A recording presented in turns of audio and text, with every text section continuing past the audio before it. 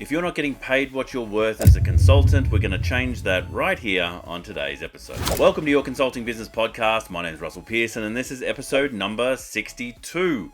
Today on the podcast, we're going to be talking about value and the value that you're getting and creating and how you can actually get paid what you're worth. But before we get into that, make sure that you click the like button and subscribe for all these videos that we put out weekly. And if you are listening to it on the podcast, I'd love you to leave a review and let us know what you think of the episodes so far. If you haven't been to russellpearsonprograms.com, we've got some free resources you can get there absolutely free. They are designed for consultants, hopefully just like you.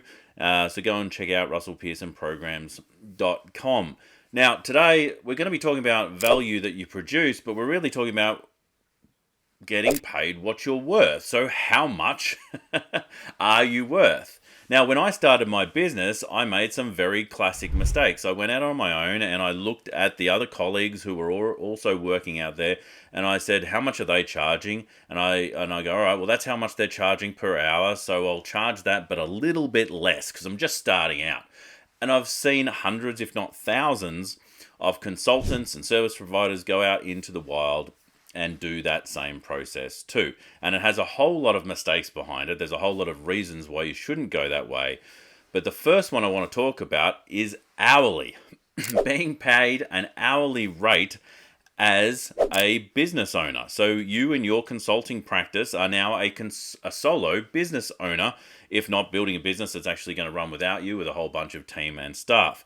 And I can tell you right now that the way that you were paid when you were an employee is completely different to how you're going to be paid now. When you were an employee, you were paid for your time at the job. You were paid for whether you were sitting on the bathroom toilet, whether you were actually shuffling papers around, or whether you were actually hard doing your work. You might have been a fantastic employee, but you were paid for the hours that you were there.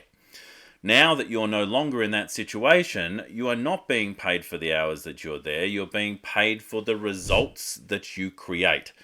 So those results are either landing a product purchase, but in consulting it's usually landing an engagement with a client.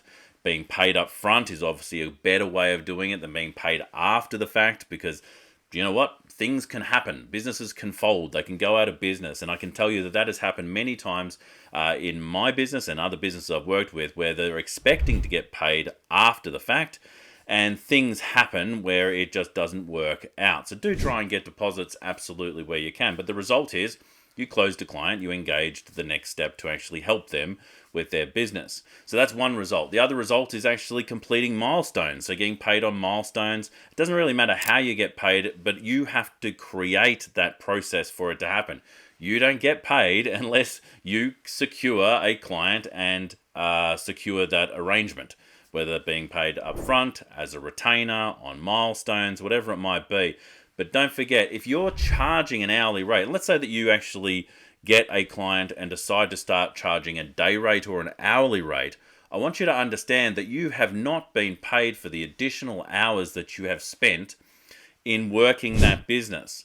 So in the business you may have worked in before, there were administration people. There were other people doing income producing jobs. That now is your job, or you're paying someone else to do it in your consulting practice, which means that you now need to make up those costs. And so you're not being paid for the prospective conversations you're having. You're not being paid for building out your own systems internally. You're not being paid for reviewing your accounts.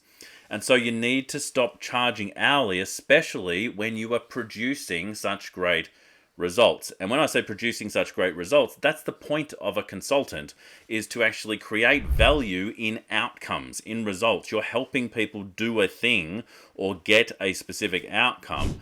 And so you can start to quantify what that looks like. And that's really how you should be charging, rather than for your time on the job, because there is so much other time behind the scenes that is not being charged for. And there are a number of consultants who are doing something I personally think is a little unethical, which is to actually look at how long a job takes and then triple the hours just so that they can cover those costs that are happening around them.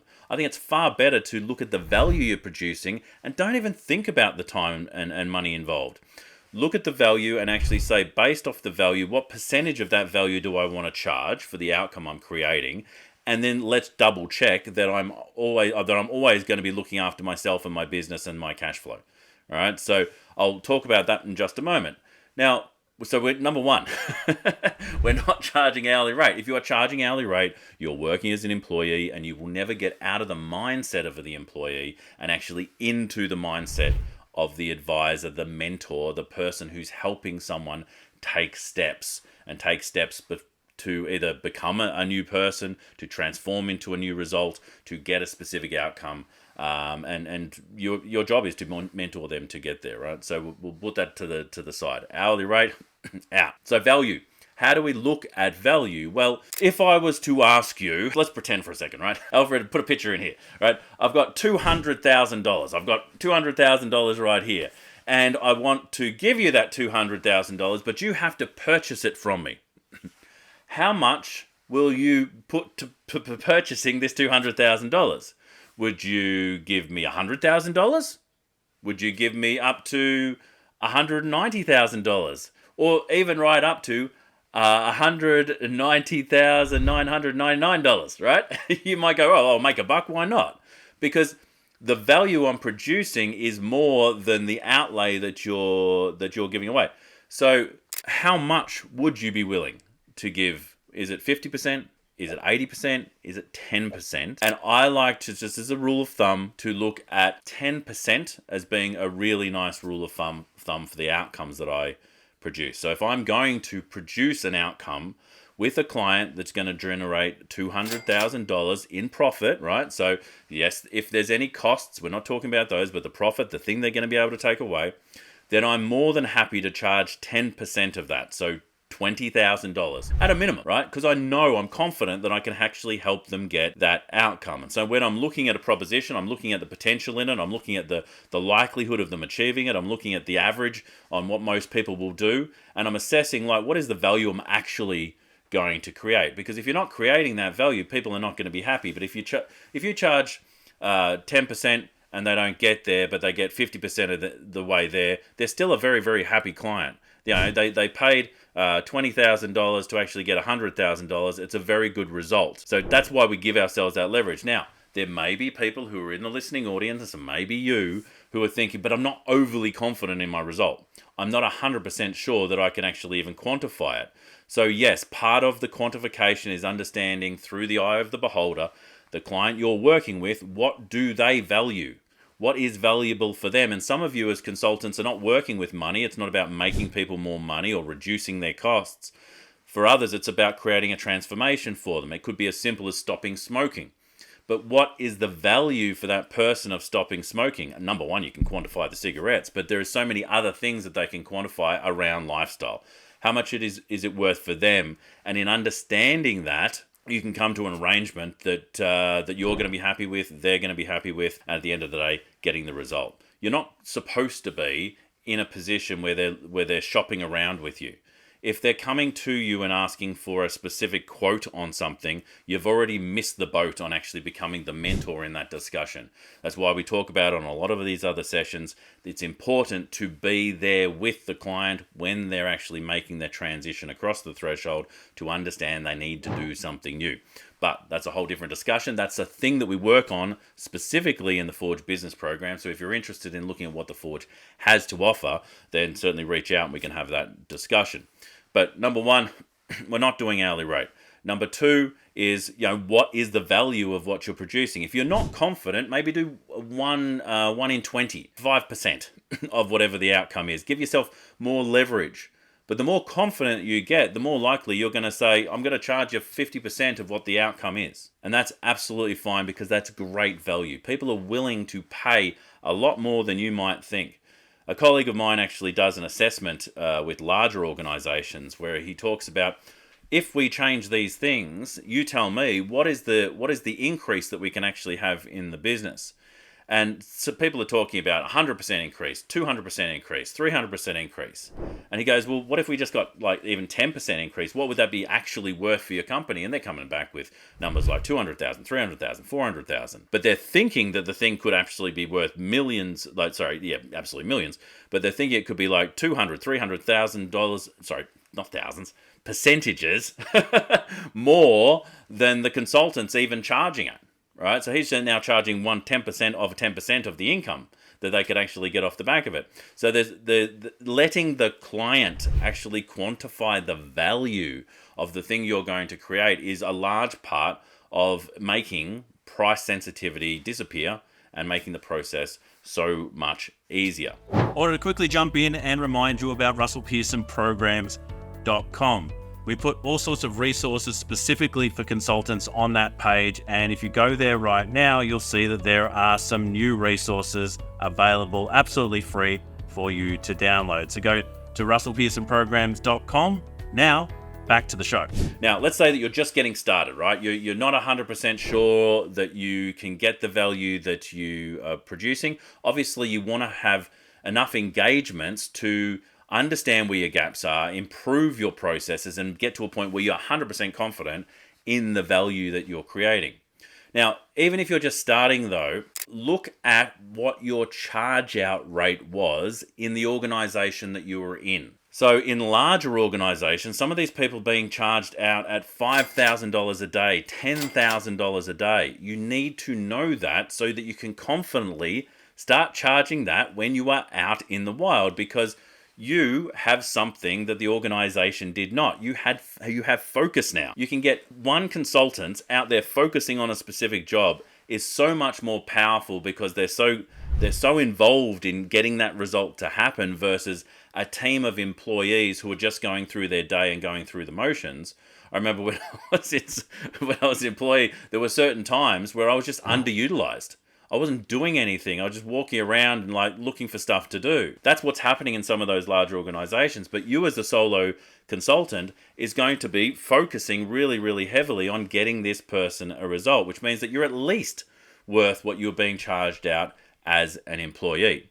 So speaking to one of my more recent clients, they charged themselves out at $1,500 a day, and I'm asking them to go and check what they were being charged out at before, because I believe it's a lot more. I worked with someone recently, Rose. She worked with me across like a 2 or 3 month period, and even just in that start process, we helped her get the confidence up to not only know how to speak to a client, to actually have the process to enable her to close more clients, but to audition them and actually say, do I want to be working with this person? Because a large part of what we talk around the select consultant and the process around that is being able to select not just who you work with, but how you work, where you work, when you work, so you can actually have a lifestyle that you love.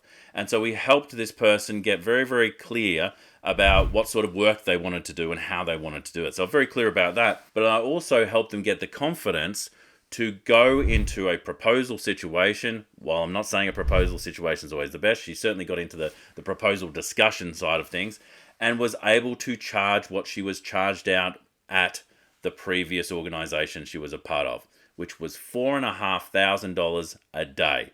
And she locked in 15 days of work before Christmas. 15 days of work at $4,500 a day. You do the math. That's the sort of result that you can get by being the advisor and being confident enough in the result that you're delivering. So people are getting these charge out rates that are much more than that.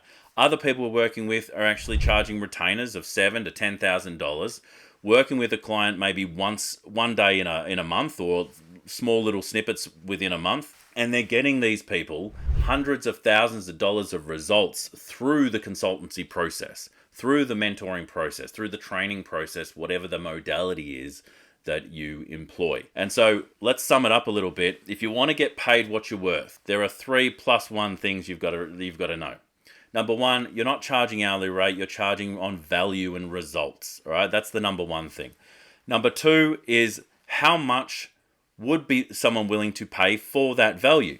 And so you're at least charging 1/20th, if not 1/10th of the value you're producing. So you need to be able to quantify what that might look like. And finally, you need to know what you were being charged out previously. So at least you've got a minimum starting place, so that if you are going to charge daily, and I don't recommend that, I'm telling you to charge on value, but even if you are like, I just can't do it yet, I can't bridge the gap, then at least start there, because it'll at least start you at a point where you're not dropping down in confidence from working with someone, like working as an employee. You're actually stepping up into your business and becoming much more of a select consultant. So the final thing, the plus one though, is the way you get paid what you're worth is you charge what you're worth. You ask the dollar figure number. You tell people what the costs are, yeah? And being able to say what your value is for a lot of people can be a very difficult process. And there's all sorts of ways you can overcome that. You can say it, you could say it into the mirror enough times that you get comfortable with saying it. I remember there was an old adage of a person would smoke a cigar because at least they would have something in their mouth so that when they said the price, they wouldn't laugh because they were so nervous about it, about saying the price.